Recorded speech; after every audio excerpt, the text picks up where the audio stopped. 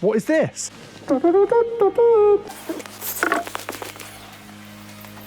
Very dark in here. Oh, it's because I've got my sunglasses on. No wonder. Why didn't you tell me?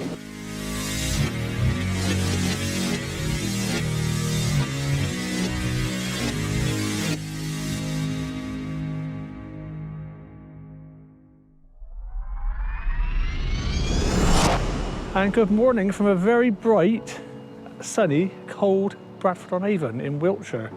It comes today, I'll have a little look around, but it's just going to be me walking around because Michelle fancies having a little bit of good filmmaking. So I'm going to give you the camera now, and you're going to be the film man. Well, we'll film see. person. Film man. Film man. Ooh. Here you go. So this is the old bridge, which is very old and is of Norman descent. Not Norman wisdom, but Norman. So apparently the Norman bit is the bit with the arches, and the other side, it said one side is Norman and one side is curved. So I'm not quite sure what that means because this side's got them curved and it's also got a pointed bit over there. So I don't know. The town grew up on the woolen trade, and obviously the water gave it its power for its mills. So there's quite a lot of mill activity in the area, old mills and stuff. So I'm gonna have to take a little look around now.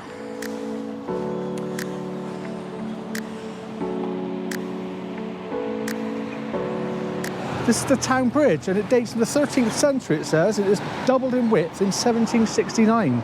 The 17th century lockup may have replaced a medieval chapel.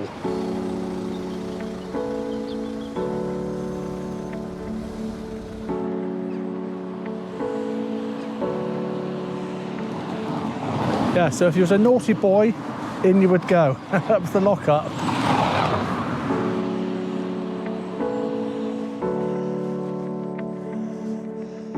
What is this? It is a calendar, a machine designed to bind mixed rubber and reinforcing fabric into sheets. So it's got a big thing down here which tells you all about it. It says these sheets of rubber could then be vulcanized by the application of heat, so that a usable product was made neither sticky when hot nor brittle when cold. Some of the earliest products were waterproof capes and footwear for troops in the Crimean War. Ooh. So what it is, it says Stephen Moulton was an Englishman living in New York who studied rubber technology with Charles Goodyear. That's Mr. Goodyear, the tyre man. He strove to set up a rubber manufacturing plant in England under license from Goodyear and located his factory here in Bradford-On-Avon because it provided a large empty woolen mill and a convenient source of water, the river, for power and cooling. A financial backer and plenty of unemployed people who were used to working in factories, so it was an ideal location. So how did this work? It says the spaces between the three thick rollers could be adjusted to produce different thicknesses of rubber sheet. Steam or water was fed through the rollers to control the temperature. The additional cogs on the outside of the large tooth gear on the left side of the Iron Duke provided different roller speeds so that the rubber could be scrubbed into the weave of the fabric and the product made more effective. So what was Iron Duke? The Iron Duke. This must have been the whole machine then, called the Iron Duke. Named after the Duke of Wellington, was the first such machine in the UK. Designed in the USA, it was built in the UK around 1848. So it says here that from 1848, the town was dominated by rubber manufacturing for nearly 150 years. Ooh. Tennis balls were still being made at a mill in the local area in the 1980s. Rubber manufacturing became too difficult in the 1990s, and the company left here in 1995.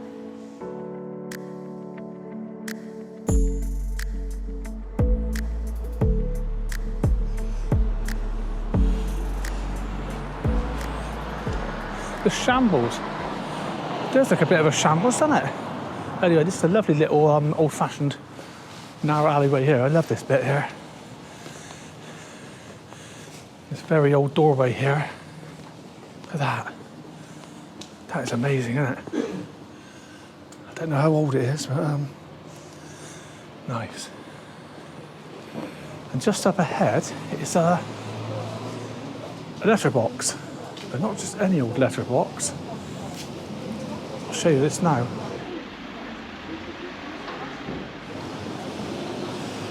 Well, this postbox had been painted gold by the Royal Mail to celebrate someone called Ed McKeever, who was a gold medal winner in the London 2012 Olympic Games. He was a canoe sprinter in the men's kayak singles. So yeah, gold, not solid gold, Otherwise I'd have that straight away. Right, across the road now.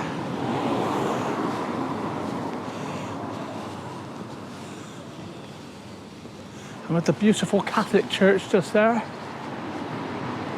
Very nice building. Huge. And it's got a sign over here as well. It's telling me to the way to another church. So it's Church Street here, and then there's a Saxon Church.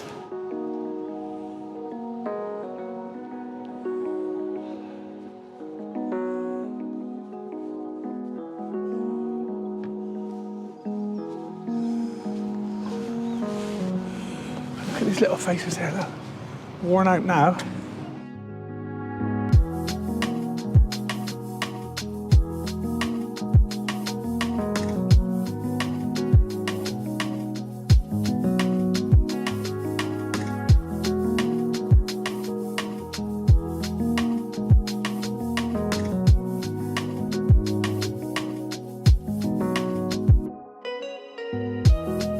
Church house up there. It says restored around 1730 for attorney at law Christopher Brewer on land leased from the Methuen family.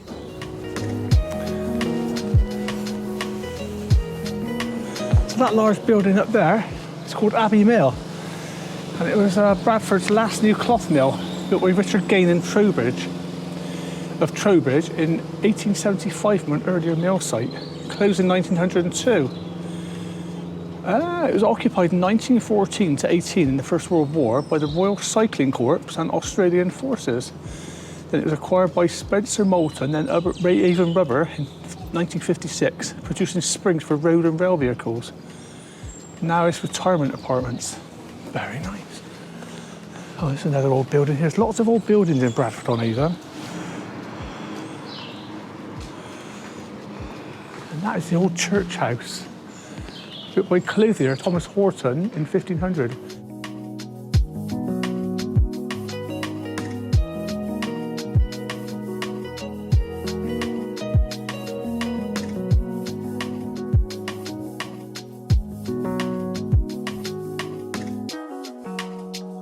Now that is a house. That is nice. That's the sort of house that could be used in period dramas or something. Just imagine people in all the old-fashioned clothes.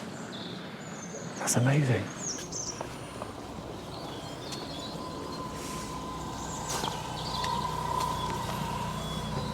So that's the Holy Trinity Church, fine old building, but a lot older, and just coming into view now is the old Saxon Church. Wow, that's nice.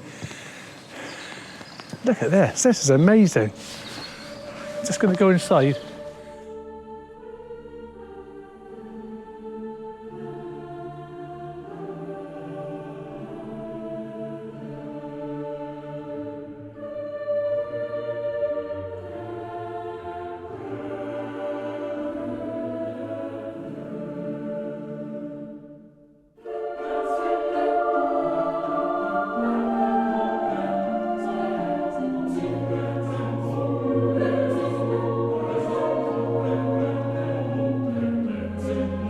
Yeah, it's quite narrow getting through that. Right, down to the next bit now. So it's now going uphill to some steps. Another fine old building. Watch the cone.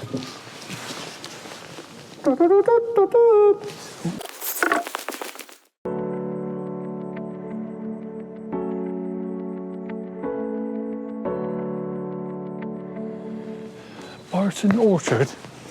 This is nice. They haven't really got front gardens. So what they've done is just put little seats at the front and pots. So you just sit at the front. That's lovely.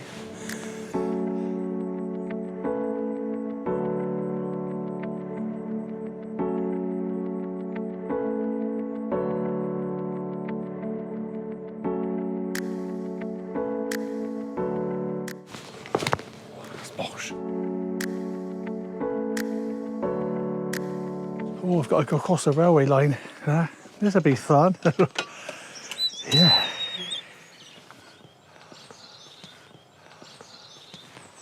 Oh, there's a train coming actually.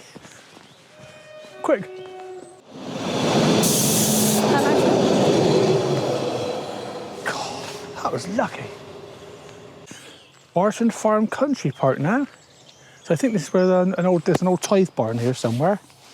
So let's see if we can try and find it.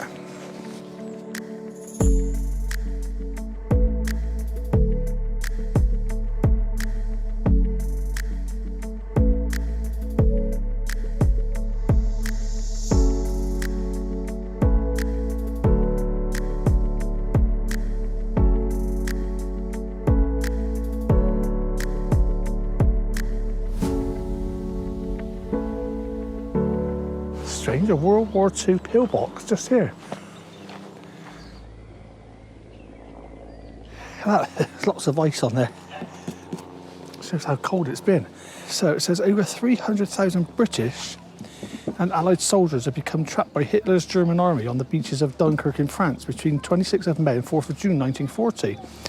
They were rescued by 800 boats. But following the Dunkirk evacuation, an invasion by the German army was feared to be imminent. To protect against this looming threat, defensive lines of pillboxes were quickly built across England. 18,000 pillboxes were built using reinforced concrete behind a shuttering of bricks. They were to be manned by soldiers with rifles and light machine guns. They're called pillboxes because their shape is like the pills that medical pills were dispensed in. Yeah, the War Office produced 7 basic designs of pillboxes in 1940. The Barton Bridge pillbox is a hexagonal type 24. It's one of 170 that made up an important defensive line running from Freshford through Avon and Bradford-On-Avon to Reading. For much of the length, it followed the 58 miles of the Kennet and Avon Canal, itself an effective defence line and anti-tank obstacle. We know now, of course, that the pillboxes were never needed. The invasion never happened, and the fear that the pillboxes would be a death trap for the soldiers orders to man them was never put to the test. This one remains walled up because it's a protected bat roost. So the next point of interest is this small little bridge here and some swans.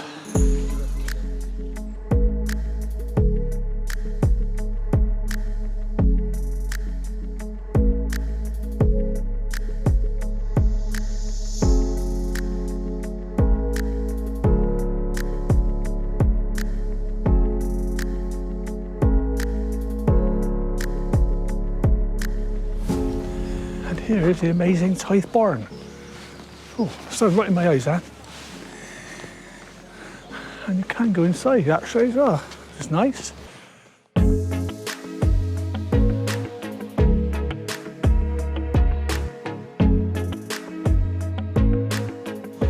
don't know how well you can see me, it's very dark in here.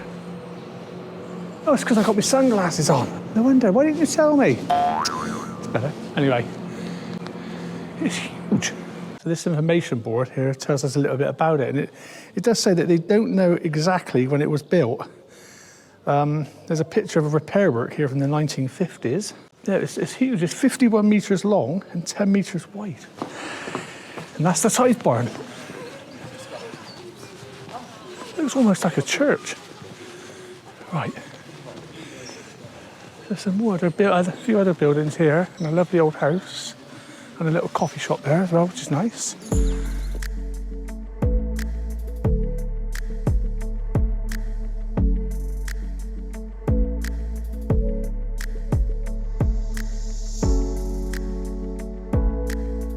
I'll find out where I've got to go next, huh?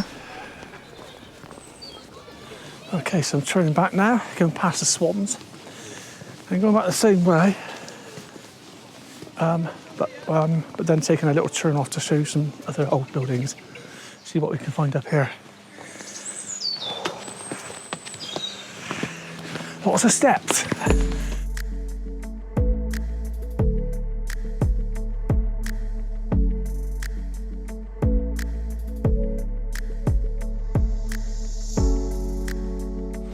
Strange. Letterbox, is it? Right. So we're up on a higher level now, so hopefully there will be a bit of a view over the town.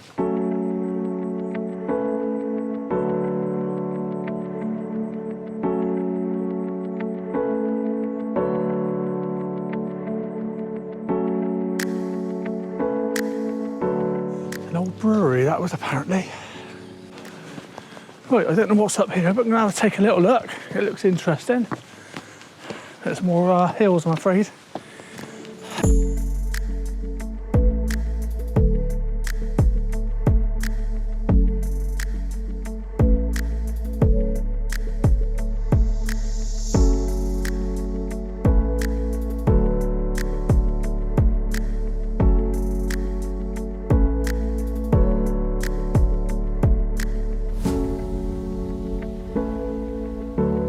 quite a few different ways to go.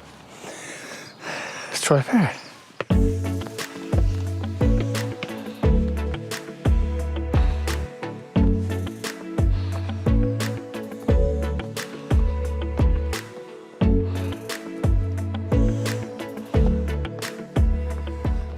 Oh, this is a nice view.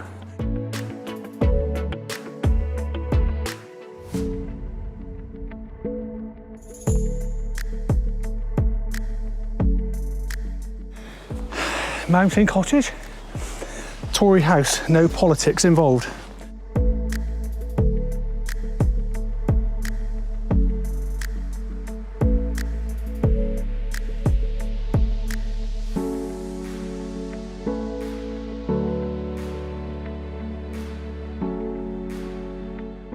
Look at that, what a view to have from your garden. Now in front of me is the Chapel of St Mary. It says Chapel of St Mary, Tory.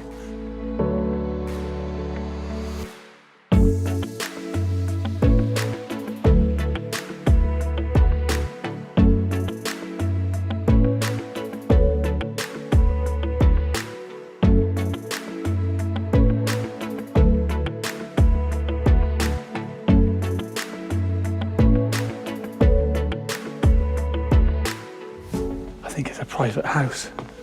It's a shame. But I haven't got a clue where I'm going now, I'm just wandering around really. There's lots to see, lots of old buildings. So I'm just going to keep going for now.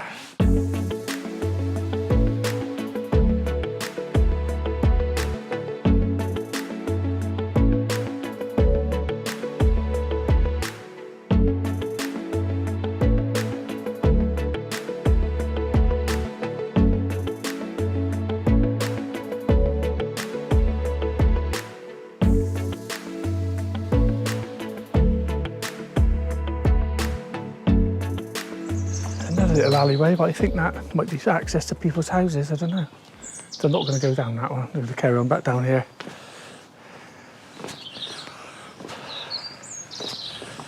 So this little footbridge here was renamed as a tribute to Ed McKeever from Bradford-On-Avon, Olympic gold medalist sprint kayaker 2012. Oh, that's the same one who they've done the gold letterbox for.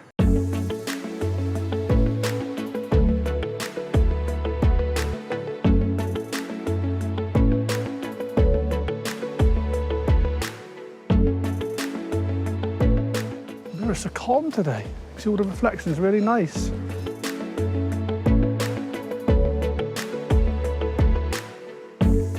I think everyone in Bradford-On-Avon is an Olympic winner because this one here says Jazz Carlin. These steps have been named the Carlin Steps to celebrate Jazz Carlin's achievement in winning 2 silver medals for swimming at the Rio Olympics in 2016. Yeah, so everybody who lives in Bradford-On-Avon is an Olympic winner, I think. Or most people, anyway.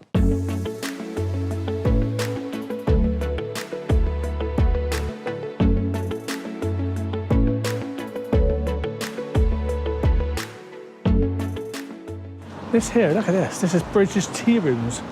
Double winner of the UK's top tea room from the UK Tea Council. How old is this? 1502. I can see the walls are falling down. They're leaning right out. Give us a hand to hold it up.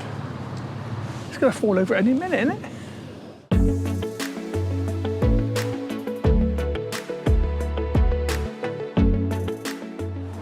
Oh, the traffic at the bottom of the hill is just incredibly busy. That's the only thing that's spoiled Bradford-On-Avon, unfortunately. Oh, there's a nice little lane. I'm going to go up this one now.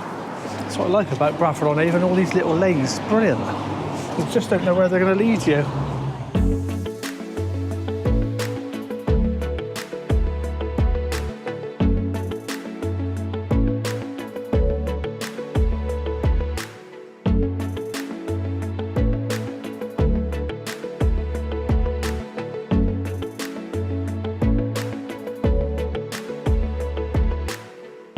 So that's it for us in Bradford-On-Avon then. We're by a busy main road, but I've just come here because I've just found another building called the Great Hall with these big eagle statues.